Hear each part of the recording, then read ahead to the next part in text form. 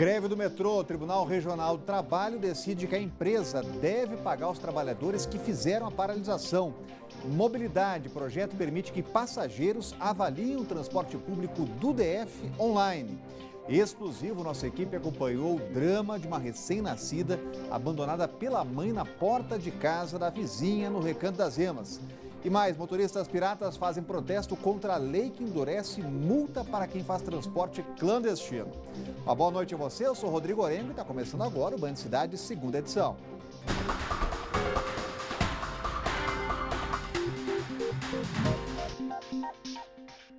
Vamos já falar aqui do transtorno hoje no Eixo Monumental. Pela manhã teve protesto e os manifestantes eram motoristas que são contra a punição mais rigorosa para o transporte pirata. Eles bloquearam parte da pista do Eixo Monumental e o trânsito ficou muito congestionado.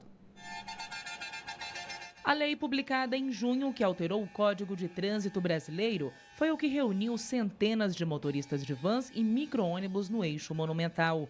Os manifestantes reivindicam a derrubada da lei federal. Pelas regras, a partir de outubro, o motorista que fizer transporte irregular vai passar a cometer infração gravíssima. O trânsito, que já é pesado na região, ficou totalmente paralisado. Houve buzinaço. 2 das 6 faixas foram interditadas no sentido Congresso Nacional. O trânsito ficou lento por quase 2 horas. A Polícia Militar acompanhou a mobilização, que não teve registro de nenhuma ocorrência. O movimento contou com o apoio de motoristas de transportes alternativos de outros estados. Líderes do movimento informaram que tentam uma reunião com o governo federal para derrubar a punição mais rigorosa da Lei 13.855. Caso não seja nada feito, nós não temos condição de comportar dentro da economia do nosso país hoje 8 milhões de desempregados. Nós vamos para as rodoviárias e vamos mostrar para os clientes das grandes empresas que eles também vão ser afetados. Foi um dia difícil no trânsito hoje. Hoje à tarde também teve uma manifestação de moradores de rua no Eixo Monumental. O grupo partiu do Museu Nacional e seguiu em direção ao Congresso Nacional. E o grupo pede e reivindica a criação de novas políticas públicas para moradores de rua e denuncia a violência que essas pessoas sofrem.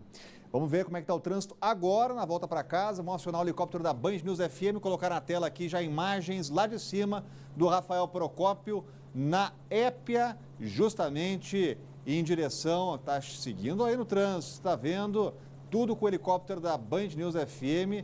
E a gente está acompanhando o trânsito agora na Épia. E é em direção à estrutural. O movimento está, por enquanto, fluindo bem na velocidade da via. Vamos aproveitar para rodar as câmeras do DR aqui, aproveitar outra via na Épia Norte, outro trecho da Épia Norte, já subindo lá para o Colorado. Planaltina, também Sobradinho, hoje está fluindo bem, viu? A gente sempre nota essa movimentação, mas hoje sem congestionamento. Mais uma via aqui para você trazer o trânsito na 040. 040 sempre tem esse trânsito mais lento, mas por enquanto sem congestionamento. Vamos colocar mais uma via aqui para você acompanhar. Estrada Parque, depois ali da Ponte JK, subindo para o Jardim Botânico, está fluindo bem, uma beleza, sem problema. E nossa última câmera aqui trazendo para você EPTG, trânsito está fluindo. A gente vê que tem congestionamento nesse sentido aqui, né? Nesse sentido tem congestionamento, né? A gente vai acompanhar o trânsito lento na EPTG agora e trazendo mais informações para você aqui no Band Cidade. Olha, o Tribunal Regional do Trabalho determinou que o metrô pague os trabalhadores que tiveram o salário cortado durante a greve de mais 70 dias que chegou ao fim em 18 de julho. Foram 77 dias de sofrimento para quem usa o metrô. Durante esse período, a remuneração dos trabalhadores que participaram da greve foi suspensa, mas o Tribunal Regional do Trabalho, o mesmo que ordenou o fim da paralisação em julho, determinou que os trabalhadores recebam pelos quase 3 meses em que ficaram de greve. A decisão ordena ainda o pagamento de todos os benefícios de trabalho. Mais de 20 mil pessoas por dia deixarão de ser transportadas pelo metrô durante a greve, um prejuízo de quase 9 milhões de reais para a companhia. Em nota, o Metrô DF informou que aguarda pela publicação da decisão para tomar as medidas cabíveis. Olha, quando a gente comentava no programa Gente Brasília, da Rádio Band News FM, a decisão do governador Ibanez Rocha de iniciar o processo de liquidação do metrô, essa empresa estatal falida, onde somente a folha de pagamento corresponde a 140% de todas as suas receitas, um ouvinte da rádio mandou mensagem dizendo que desse jeito fica difícil governar o Distrito Federal, com o governador Ibanez Rocha precisando se virar diante de decisões absurdas, ora da Justiça do Trabalho, ora do Tribunal de Contas da União. De fato, o Ibanez concluiu que não restará outra alternativa senão liquidar o metrô para promover a sua privatização, depois da decisão do TRT, mais uma absurda, condenando o coitado do pagador de impostos a pagar também 2 meses de folga remunerada que a Justiça do Trabalho garantiu para os grevistas do metrô. Essa decisão escandalizaria cidadãos de qualquer lugar do mundo, tanto quanto as suspeitas decisões do TCU contra o GDF. Como disse aquele ouvinte, assim fica difícil governar o Distrito Federal. Um idoso foi atropelado hoje pela manhã na W3 Sul, na altura da quadra 505. O senhor estava em um ônibus e, ao descer, ele teria se desequilibrado e foi atropelado. O pneu traseiro do ônibus atingiu o homem, que teve traumatismo craniano e foi levado em estado grave para o hospital de base. A gente continua acompanhando esse caso. E olha, a Polícia Civil lançou um procedimento operacional padrão em relação à homotransfobia. As informações chegando com Cláudio Marcos, já está com a gente por aqui. O que muda a partir da nossa nova prática, hein, Cláudio? Boa noite. Boa noite, Rodrigo. Boa noite a todos. Olha, a partir de agora muda as regras, um conjunto de regras e também de procedimentos que devem ser adotados por todas as delegacias aqui do Distrito Federal, justamente no atendimento a essa população LGBT. Isso nada mais é do que uma adaptação após aquele julgamento lá no Supremo Tribunal Federal, que justamente criminalizou a homofobia. Então, por isso, a Polícia Civil do Distrito Federal agora criando esse conjunto de regras para se adaptar a essa nova exigência que veio lá da Suprema Corte. A gente conversou, inclusive, na tarde de hoje com um artista trans, que disse que eles ainda sofrem preconceito nas ruas, muitas vezes pelos próprios policiais. A gente também conversou com o deputado Fábio Félix, que disse que essa legislação, na opinião dele, foi mudada ainda de forma tardia, que isso já poderia ter sido feito de forma anterior. E a gente também ouviu a delegada Ângela Maria dos Santos, que é a delegada especial de repressão aos crimes por discriminação. Ela disse justamente que a partir de agora, com esses procedimentos, os policiais vão passar por um treinamento para poder fazer esse atendimento de forma mais especializada. A identificação do gênero, a orientação sexual da pessoa, também o nome, como ela gostaria de ser chamada, o nome social, tudo isso deve ser respeitado. Rodrigo. Obrigado, Cláudio Marcos, trazendo informações aqui para o Banho de Cidade. E olha só que história, uma mulher abandonou a filha recém-nascida na porta de casa de uma vizinha e desapareceu.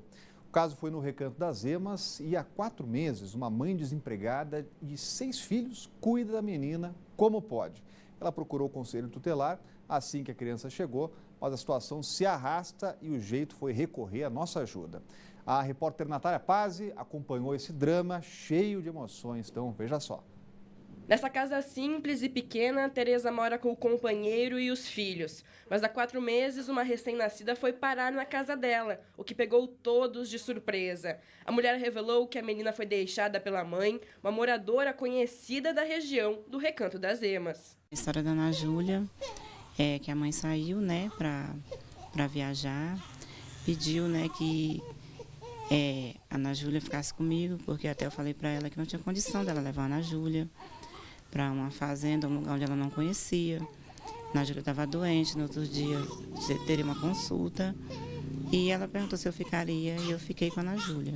Na mesma noite ela foi embora e até hoje. Mesmo com toda a dificuldade, a mulher não deixou que a bebê fosse levada para um abrigo. Agora, mediante termo de responsabilidade concedido pelo Conselho Tutelar, a pequena Ana entrou para a família Soares temporariamente. A gente vai lutar por ela, mas não deixar ela com ninguém estranho. Tereza está desempregada e tem outros 3 filhos. 2 voltaram para o Maranhão e vivem com a mãe dela. A situação é difícil para comprar comida e pagar as contas. A casa, que foi doada pela igreja para a família, é mantida com doações. O Conselho Tutelar encontrou a avó materna da criança, que veio para o Recanto das Emas na manhã de hoje buscar Ana Júlia. Ela não quis gravar entrevista, mas afirmou que estava ajudando com doação de leite para a bebê. Para o conselheiro, disse que apenas hoje teve condições de pegar a criança. A gente ligou para a avó e a avó veio aqui hoje.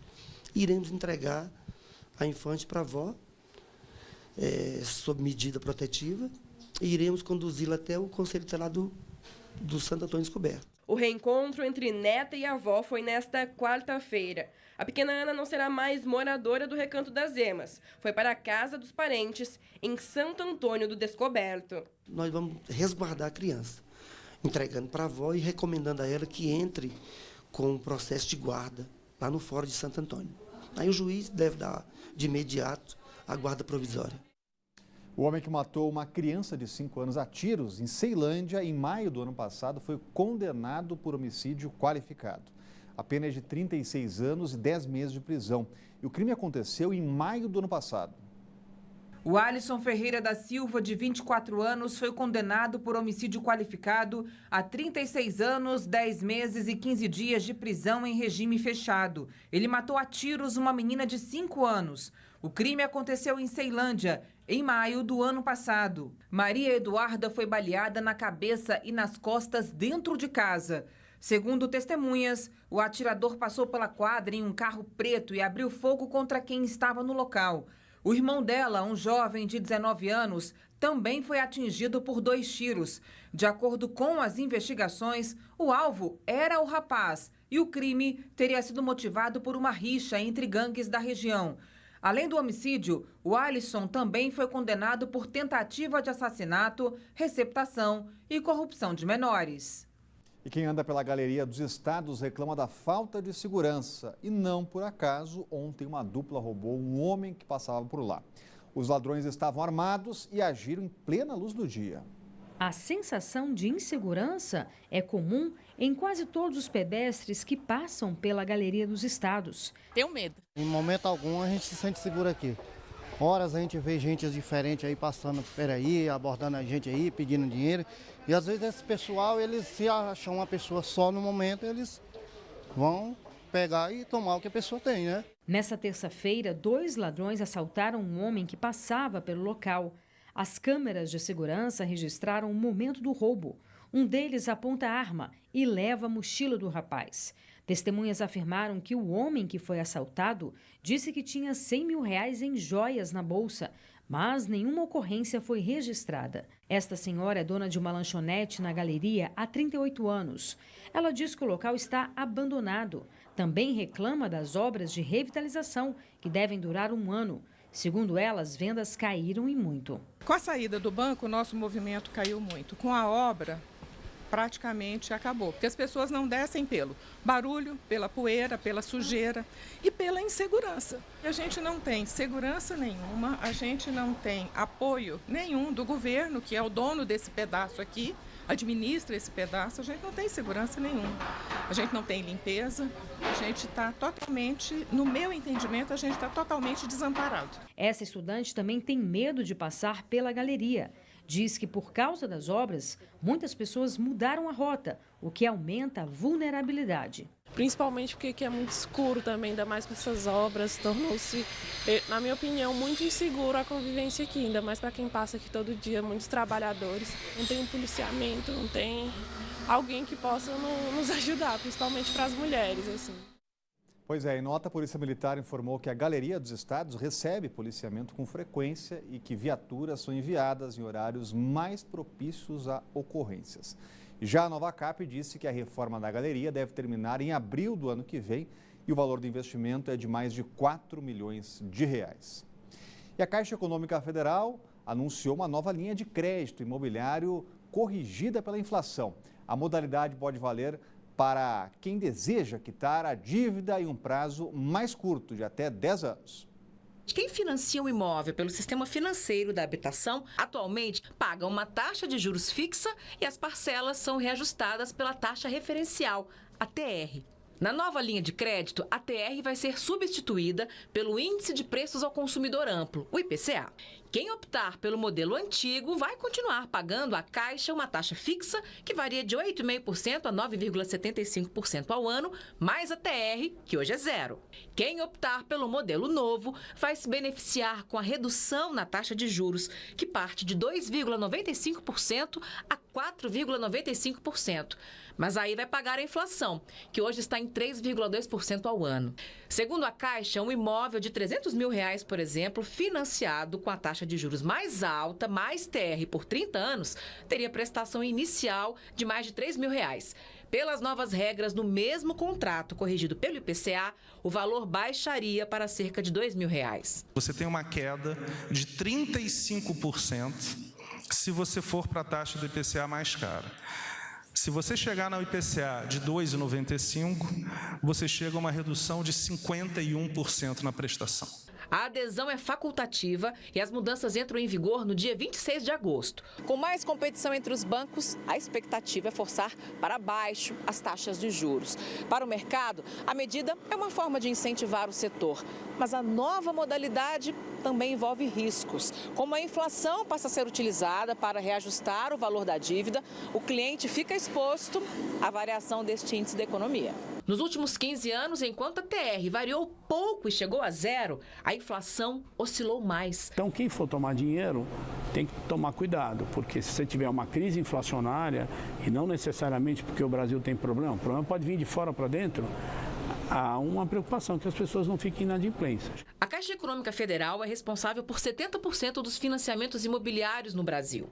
A expectativa é que a medida anunciada seja acompanhada por outros bancos.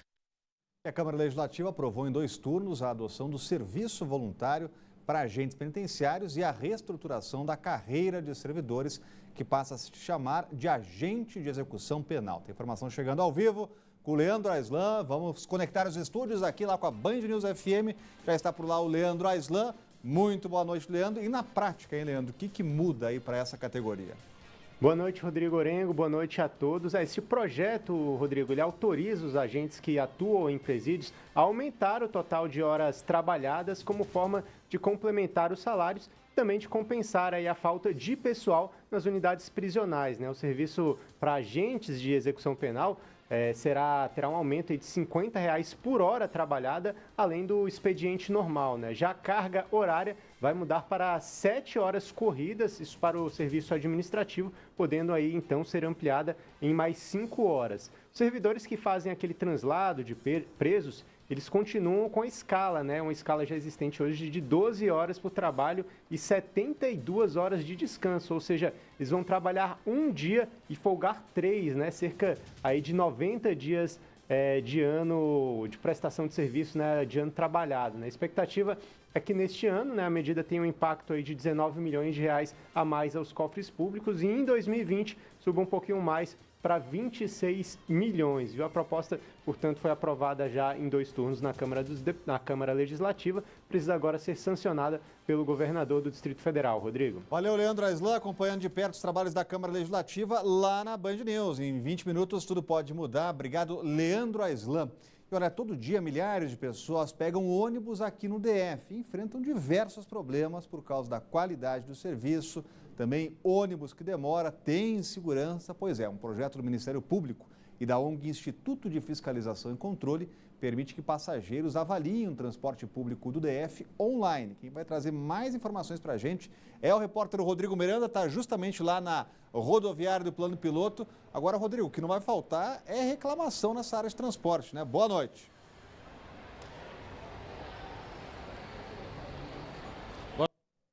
A gente teve um problema com o Rodrigo Miranda, estava lá, estava aparecendo aqui, caiu o link dele, mas para lembrar você que vai ter agora justamente esse serviço de análise online do transporte público. Você pode procurar e deve, inclusive, avaliar o transporte até para que ele melhore. A gente recebe muita reclamação aqui no Band Cidade a respeito do nosso transporte, o transporte de ônibus e também de metrô aqui na capital federal. E olha, veja a seguir, o Parque Recreativo do Bandeirante é interditado pelos bombeiros por problemas de segurança. Veja imagens agora também da volta para casa lá na Épia Norte. Norte, aí no Balão do Torto, o trânsito está fluindo bem, fica um pouco mais complicado lá na subida do Colorado. A gente continua de olho, então não saia daí, a gente volta já. A gente estava falando há pouco do sistema de avaliação agora que o usuário do transporte público, ônibus, metrô, vai ter à disposição e é uma avaliação online. Então você que é passageiro, procure lá o site ifc.org.br/meu-ônibus. E aí você faz a avaliação que é importante para justamente melhorar o transporte público aqui no DF. Olha, o Parque Recreativo do Núcleo Bandeirante foi interditado por questões de segurança. O local apresenta problemas na parte elétrica, também nos banheiros e em outros pontos da estrutura. O espaço só deve ser reaberto após a conclusão da reforma. A estrutura do Parque Recreativo do Núcleo Bandeirante está deixando a desejar. Bancos quebrados, banheiros precisando de reforma e problemas também na parte elétrica. As condições precárias levaram o Corpo de Bombeiros a interditar o local, o que deixou a população sem mais uma opção de lazer. O parque foi criado em 1987 e tem cerca de 30 mil metros quadrados. Para adequar o local às condições de segurança, a administração da cidade pretende iniciar uma reforma na semana que vem. A expectativa é gastar R$700 mil para entregar o espaço à população até o fim deste ano. Com parcerias, com apoio do GDF como um todo, todos os órgãos do governo envolvidos, Nova Cap, todos os órgãos do governo. Inclusive com apoio também da Câmara Legislativa, vamos pedir também apoio dos deputados que possam mandar emendas aqui para a gente reformar esse parque. Em 2002, o parque virou um clube do SESI. O governo pediu o terreno de volta em 2007 para transformá-lo em Vila Olímpica, o que também não aconteceu. Desde então, é o Instituto Brasília Ambiental que cuida do parque. Agora, a administração fechou uma gestão compartilhada para fazer a manutenção do espaço histórico da cidade. Nós acreditamos que nós não teremos mais problemas, porque a gente vai ter uma independência, uma certa autonomia para poder gerenciar e resolver o que tem que ser resolvido. A reforma vai ocorrer em toda a estrutura dos banheiros, na parte elétrica e nas churrasqueiras. A Defesa Civil e o INMET decretaram estado de alerta por conta da baixa umidade relativa do ar. Essa semana o índice chegou a 19% e a população, claro, sofre com os efeitos da seca.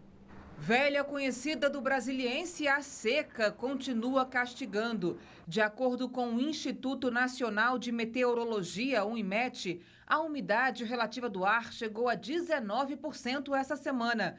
O seu Francisco trabalha no sol o dia todo e sente na pele a mudança do clima. O cansaço, o sol quente, Você tem que procurar uma sombra para poder ficar mais aliviado. A umidade caiu tanto que a Defesa Civil decretou estado de alerta no DF. O Paulo, que é professor, tenta driblar os efeitos da seca. Eu levo para a sala de aula uma garrafinha e vou tomando água a manhã inteira. A pele da gente fica muito ressecada, muito calor. E eu, como tenho problema respiratório, sinto mais, falta de ar, o nariz fica muito irritado.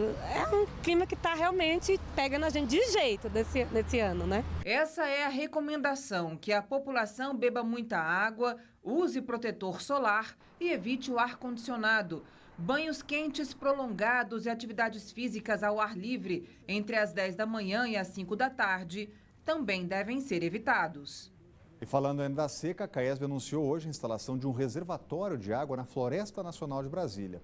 O objetivo é ajudar no abastecimento dos aviões que atuam nos incêndios da região e também prevenir novos incêndios florestais que ocorrem no período da seca. O reservatório tem capacidade para até 80 mil litros de água e é resultado de uma parceria entre os bombeiros, também a CAESB e a Secretaria do Meio Ambiente. Olha, para tratar e prevenir casos de suicídio, também depressão, ansiedade, o grupo Jovem de Expressão, que trabalha pela vida e o bem-estar da juventude, lançou o projeto Periferia Viva. O objetivo é cuidar da saúde psicológica dos jovens aqui no DF, oferecendo acompanhamento e atendimento de graça. Agora o projeto precisa de voluntários para começar a funcionar. Os profissionais da área de medicina alternativa e psicologia que tiverem interesse em ajudar, podem entrar em contato pelo telefone 3372-0957, está aparecendo aqui na tela para você. E veja a seguir o Detran nas cidades, chega a Santa Maria. Veja a imagem agora também da IPTG na volta para casa, o trânsito flui bem, sem congestionamento. A gente volta já a trazer mais informações para você.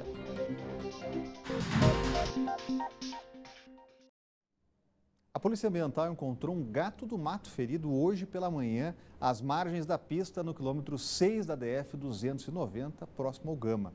O animal estava ferido porque foi atropelado e ele foi resgatado e no caminho do zoológico acabou morrendo. A polícia informou que o atropelamento não é crime, mas não prestar socorro pode ser caracterizado como maus tratos.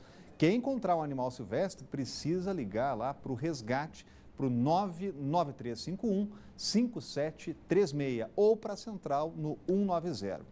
E depois de passar por Ceilândia, também Guará, Taguatinga, ainda Águas Claras e Riacho Fundo 2 e Samambaia, agora é vez do Detran nas cidades desembarcar em Santa Maria. A ideia é facilitar o serviço de emissão de licenciamentos de 2019, que começa a ser cobrado em setembro. O ônibus Detran vai ficar lá até sexta-feira, ao lado da Administração Regional de Santa Maria, e os horários de atendimento são das 9 da manhã, 12h30 e de 1h30 às 5 horas da tarde. E atenção você motorista que passa por Taguatinga Sul, as pistas vão ter sentido alterado a partir de domingo. A mudança vai ser das quadras QSB 4 e 5 de Taguatinga Sul, perto do Colégio Adventista. As alterações começam às 7 da manhã, ainda em fase de teste. E hoje a pista tem sentido duplo, mas a partir de domingo vai ter sentido único. Equipes do Detran vão estar na região para orientar os motoristas. Obrigado pela sua companhia. Vem chegando aí o Jornal da Band. Uma boa noite. A gente volta amanhã. Tchau.